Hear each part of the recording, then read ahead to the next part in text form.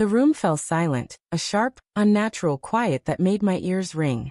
My brother's fiancée, Claire, stood beside me, her hand trembling as it grazed my arm. Her eyes, usually warm and teasing, were steel now, fixed on the table where my family sat, their laughter still echoing in my skull. "I think they should know something," she said, her voice low but steady, like a blade sliding from its sheath. My wife, Sarah, sat across from me, her fork frozen mid-air, her smile faltering. I felt my chest tighten, as if the air had been sucked out of the room. What did Claire know? And why was Sarah's face draining of color? The engagement dinner had started like a dream. The restaurant glowed with soft amber light, chandeliers casting warm flecks across the white tablecloths. My brother, Tom, was in his element, charming everyone with his easy grin and quick wit. Sarah had been radiant too, her laugh bright as she clinked glasses with my mother. I'd watched her, my heart swelling with the familiar ache of love. 10 years married, and she still made my breath catch. But there'd been moments, small fleeting ones, that nagged at me. The way she'd check her phone under the table, her fingers moving too quickly. The late nights at work she never quite explained. I'd brushed them off. I always did. Now, as Claire stood beside me, the air felt heavy, like the moment before a storm breaks. My uncle's words still stung. Women don't want a useless husband. The table had roared at Tom's jab, at the idea of me, the jobless architect, living off Sarah's marketing director salary. I'd laughed too, swallowing the bitterness. But Claire's sudden movement, her deliberate step toward me, shifted everything. My pulse thudded in my throat. Sarah's eyes flicked to Claire, then to me, and I saw something there, guilt, or maybe fear. "Claire," Sarah said, her voice too bright. "What's this about?" She set her fork down, her fingers twitching against the tablecloth. My mother leaned forward, her chuckle fading into a frown. Tom's grin slipped, his eyes darting between his fiancée and me. The silence stretched, taut as a wire. Claire inhaled deeply, her shoulders squaring. "I saw something," she said, her voice cutting through the quiet. "Last week at the hotel bar downtown. Sarah, you were there. With someone." Her gaze locked on my wife, unflinching. My stomach lurched. The room seemed to tilt, the chandeliers blurring into streaks of light. Sarah's lips parted, but no sound came out. I wanted to speak, to demand answers, but my tongue felt like lead. "Claire, you're mistaken," Sarah said finally, her voice tight, almost convincing. "I was at a client meeting. You know how late those run." She forced a smile, but it didn't reach her eyes. I stared at her, searching for the woman I knew, the one who'd cried in my arms when her father died, who'd danced with me in our tiny apartment kitchen. But her hands were shaking now, and she wouldn't meet my gaze. My mind raced, replaying the past months. The late nights, yes, but also the way she'd pull away when I reached for her in bed. The new perfume she'd started wearing, sharp and unfamiliar. The way she'd stopped asking about my job search, as if she'd already checked out.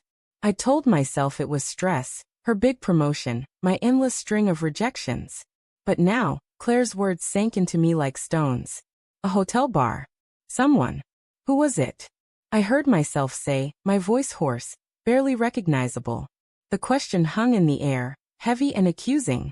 Sarah's eyes snapped to mine, wide and pleading. "David, don't," she whispered. "Not here." "Then where?" I snapped, louder than I meant to. My mother gasped softly. Tom shifted in his seat, his jaw tight. Claire stayed beside me, her presence a quiet anchor, but I could feel her trembling too. The betrayal was unraveling now, thread by thread, and I couldn't stop it. Claire spoke again, her voice softer but no less firm. "I didn't want to do this here, David. But I couldn't let them laugh at you like that. Not when," she hesitated, glancing at Sarah. "Not when I saw her with him. They were close. Too close." Sarah stood abruptly, her chair scraping against the floor. "This is ridiculous," she said, her voice cracking. "Claire, you're out of line. You don't know what you saw." But her eyes were wild now, darting around the room like a trapped animal's. My heart pounded, each beat a hammer against my ribs. I wanted to believe her. I wanted to grab her hand, pull her outside, and hear her explain it away. But the doubt was a living thing now, clawing at my chest. "Sarah." I said, my voice breaking. Just tell me. Tell me the truth. She froze, her lips trembling. The room was a vacuum, every breath held, every eye on her. My mother's hand was at her mouth, my uncle's face grim. Tom looked like he wanted to speak but couldn't.